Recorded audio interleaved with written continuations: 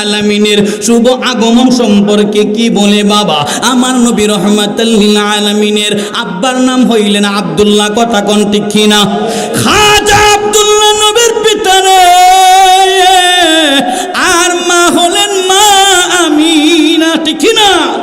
আমার নবীর দাদা হইলেন আব্দুল মুত্তালিব, তিনি খানায়ে কাবার তত্ত্বাবধায়ক, মানে খানায়ে কাবা মক্কা শরীফের প্রেসিডেন্ট। সুবহানাল্লাহ কোন।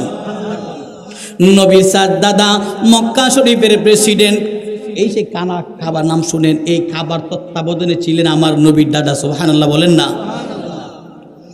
আমার বন্ধু, আমার নবীর আব্বা খাজা আব্দুল্লাহ রাদিয়াল্লাহু তাআলা আনহু, তিনি বাড়িতে ছিলেন। বাবা আব্দুল মুত্তালিব 7 জন সন্তানকে নিয়ে ব্যবসার কাজের মধ্যে চলে গেলেন। ব্যবসা করে যখন ফিরে অনেকগুলি টাকা সঙ্গে করে নিয়ে রাস্তা দিয়ে চলতে লাগলো। রাত্র হয়ে গেল, কোথায় থাকবে? আমার বন্ধুরে, দোস্ত, বুজুর্গ, নবীর দাদা ডাক দিয়া বলে, ছেলেরা দেখো না কোথাও থাকার ব্যবস্থা আছে কিনা। তাকাইয়া ডেকে বিশাল বড় একটা বাড়ি দেখা যায়। বলে, বাবা ওই বাড়িতে আমাদের থাকা যেমন ব্যবস্থা করা যায়। আমার নবী দাদা ওই বাড়ির সামনে গিয়া যখন ডাক দেই, রে নীলুকিয়ার বাবা না, নীলুকার মা বোনেরা গভীর মনোযোগ ডাক দিলেন, বাড়িতে কেউ আসেননি? বলে হ্যাঁ। জিজ্ঞেস করলেন, কে তুমি? বলে, আমি আব্দুল মুত্তালিব, ব্যবসার কাজে আসছিলাম। বলে, কি চাও? বলে, আমি আপনার বাড়িতে থাকতে চাই। ওহাব জহুরি গ্রামটা শুনে ঘর থেকে বের হইয়া দেখে পুরানা বন্ধু আব্দুল মুত্তালিব। বন্ধুরে দেখে বড় আনন্দিত হয়ে গড়ের ভিতরে চলে গেলেন। দুজন গড়ে বসে গপ্প করে আসরের সময় আসছে। এবার আব্দুল মুত্তালিবের কাছে, হযরতে আব্দুল মুত্তালিবের কাছে রে, হযরতে আব্দুল মুত্তালিবের কাছে জিজ্ঞেস করে, রে ওই আব্দুল ওহাব জহুরি বলতে লাগলো, ও দোস্ত, আল্লাহ আমার একটা মেয়ে দিছে, এত সুন্দর আমার মেয়ে, এত ভদ্র নম্র, মানুষের সামনে যায় না, কোনো লোকের সঙ্গে কথা বলে না, আমার মেয়েটা পর্দার বাহিরে যায় না। আব্দুল মুত্তালিব বলে, ও ওহাব জহুরি দোস্ত, তোমার মেয়ের নামটা কি বলো না? বলে, আমার মেয়ের নাম হইল মা আমিনা। সুবহানাল্লাহ বলেন। নবীর দাদা আব্দুল মুত্তালিব বলে, দোস্ত রে, আমি তোমার মেয়েটারে দেখতে চাই। ডাক দিয়া বলে, বন্ধু রে, আমার মেয়ে কারো সামনে আসে না। নবীজির দাদা আব্দুল মুত্তালিব ডাক দিয়া কই, দোস্ত তোমার মেয়েরে বলবা বাড়িতে মেহমান আসছে, আব্দুল মুত্তালিব তোমারে দেখতে চায়, যদি আমার সামনে দেখা দেয় তাহলে তোমার বাড়িতে থাকবো, না হলে থাকবো না, চলে যাব, দোস্ত থাকা যাবে না। এই কথাটা যখন বলছে রে, আব্দুল ওহাব জহুরি দরজার সামনে গিয়া বলে, আম্মা গো, ও আমার আম্মা। দেখেন কত সুন্দর করে নবীর নানা নবীর মাকে ডাক দিলেন। আমার আপনার সমাজে যদি বলে, ও সলিমুদ্দিন মিয়া তোমার মেয়েরে ডাক দেও, কত যে জঘন্য ভাষায় ডাক দে, রাগ কইরা গুসা করে ডাক দে। কথা বলেন ঠিক কিনা? আমার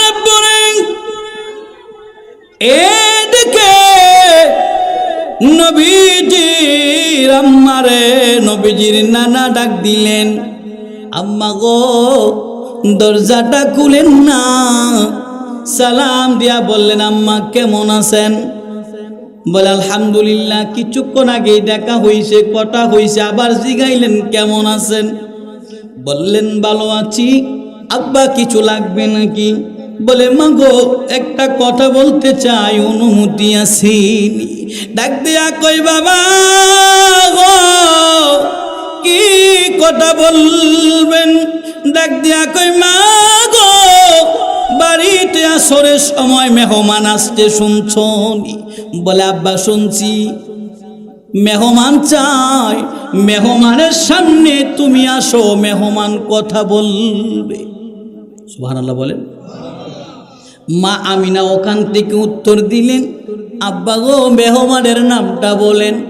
বলে মেহমানের নাম হলো আব্দুল মুত্তালিব। সুবহানাল্লাহ বলেন। বলে বাড়ি কই? মক্কাতুল মুকাররমা, বাক্কা নগরীতে বাড়ি। বলে কি বংশ? বলে হাশিমি বংশ। হাশিমি বংশের আব্দুল মুত্তালিব কি আমাদের বাড়িতে আসছে নাকি? মেয়ে ডাক দিয়া কই বাবা গো, আমি আপনার মেয়ে আমি না বললাম। ও বাবা, আমি উনার সঙ্গে কথা বলবো, একটু অনুমতি দেন। এতক্ষণ নবী দাদায় বলছে একটু দেখাও, এখন বলে যে না, মেয়ের কাছে অনুমতি লাগবো। এবার মেয়ে বলে আব্বা অনুমতি দেন, আমি ওনার সামনে যাব। সুবহানাল্লাহ বলে। আব্দুল ওয়াহাব জুহরি বললেন মা যাও তাহলে। হাতের মধ্যে কয়টা খেজুর নিলেন, মেহমানদারি করতে গেছেন। এক গ্লাস পানি নিলেন বাবারে। ওই পানি আর খেজুর নিয়ে যখন যায় রে, আমার নবীর কলিজা টুকরো মা যখন নবীর দাদার সামনে হাজির হইয়া গেছে রে, আব্দুল মুত্তালিব তাকাইয়া এক নজর দেইকা বসা থেকে দাঁড়াইয়া গেছে। হইছে না? আরো জোরে। ছিল বসা, দাঁড়ায় গেছে। সুবহানাল্লাহ বললেন। দোস্ত একটা কথা বলি। বলে কি কথা বলবেন? জোহরে বন্ধু, আমার একটা ছেলে দিয়া তোমার মেয়ের বিবাহ দিয়ে দাও। সুবহানাল্লাহ। আব্দুল ওয়াহাব জোহরি ডাক দিয়া কই দোস্ত তোমার কোন ছেলে দিয়া আমার মেয়ের নিবা? আব্দুল মুত্তালিবের সঙ্গে 60 জন ছেলে কয়জন? আরো জোরে। 60 জন ছেলে ছিলেন, এর মধ্যে বাবা আব্দুল্লাহ নাই। সুবহানাল্লাহ। এই 60 জনের দেখা বলতেছে আপনার কোন ছেলের কাছে বিয়া দিমু? একজনও আমার পছন্দ না। সুবহানাল্লাহ কয় না? 60 জনের কেউ পছন্দ না। আব্দুল মুত্তালিব বলে দোস্ত তুমি যদি চাও, আমার একটা ছেলে বাড়িতে আছে, তুমি যদি একবার দেখো, তুমি চোখ ফিরাইতে পারবা না। আরবের সমস্ত নারীরা আমার ছেলের জন্য পাগল। বন্ধু দুস্থ বুজুর্গ শুনো রে, আরবের মেয়েরা নবী রাহমাতুল লিল আলামিনের বাবার জন্য সিরিয়াল ধরে আছে। ও আব্দুল্লাহ একবার বলো বিবাহ করবা, তাহলে আমরা তোমার কাছে বিবাহ বসবো। আরবের ধনাঢ্যবান ব্যক্তিরা আমার নবী রাহমাতুল লিল আলামিনের বাবা রাজি হন না। কারণ বাবারে তিনি বলতেন আমার আব্বা যেই দিকে করায় আমি সেই দিকেই বিয়ে করব। নবীর দাদা মেয়ে দেখছে, দেখার পরে একদম পাগল হয়ে গেছে। এই মেয়েটাকে আমার আব্দুল্লাহর জন্য চাই। মেয়ের বাবাকে বলেন ও দোস্ত তোমার মেয়েটাকে চাই, আমার ছেলেটারে দেখো।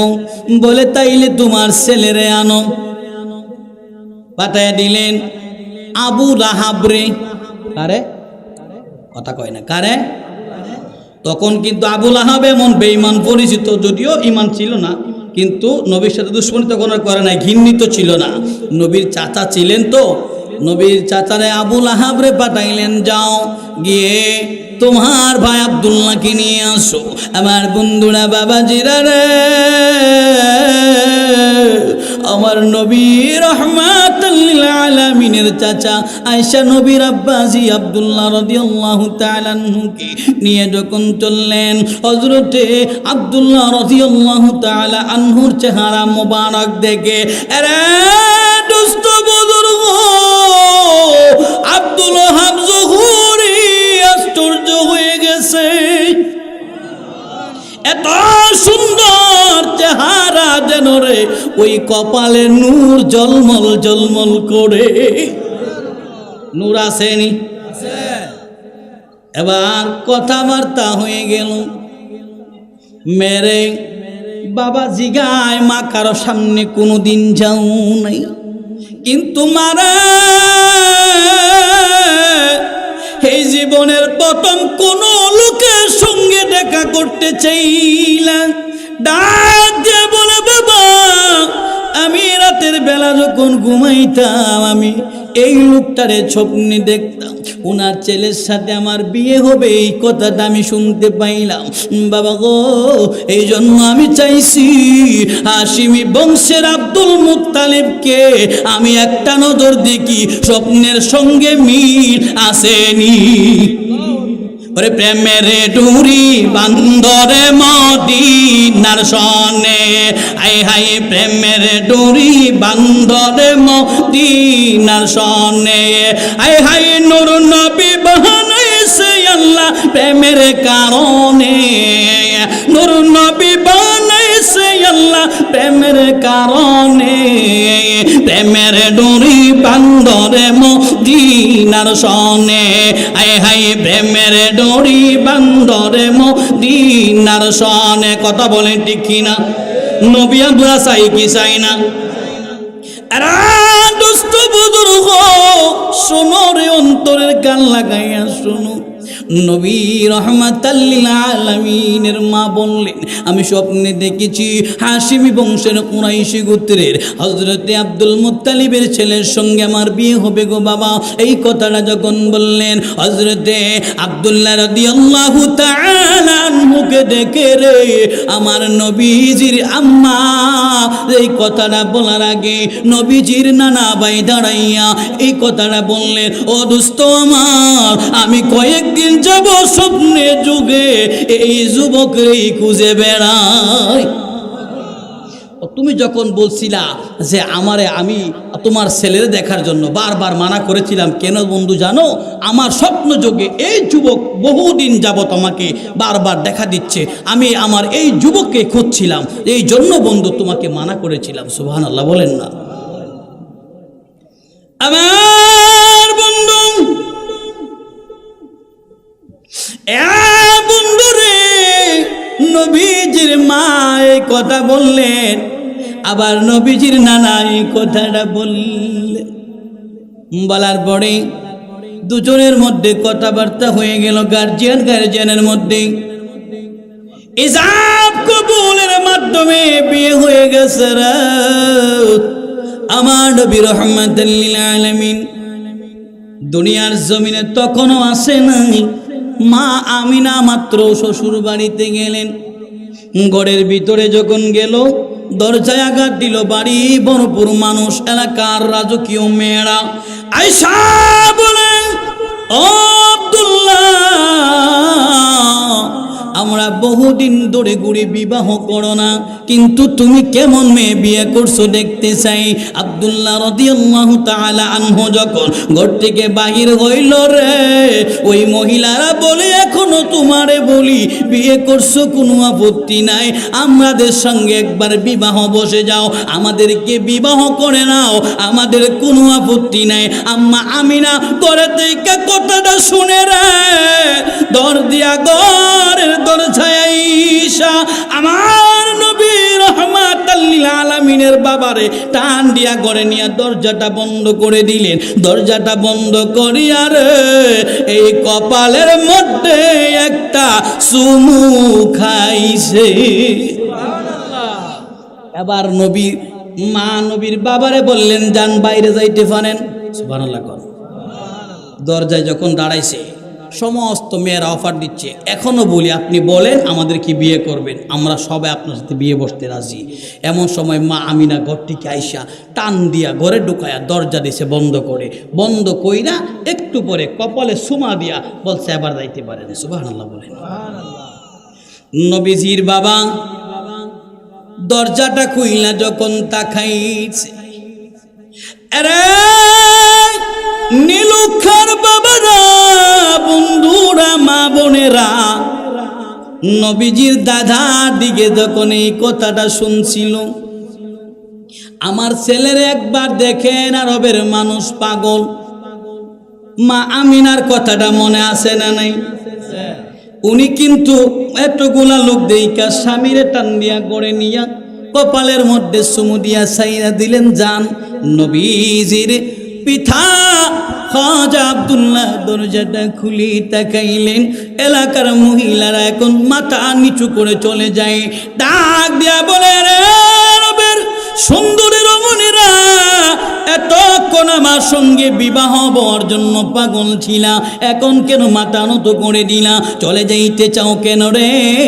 বলে, আব্দুল্লাহ জানো না, তোমার কপালে যে নূরখানা ছিল, আমরা তোমার পাগল ছিলাম না, আমরা ছিলাম তোমার ওই নূরের পাগল।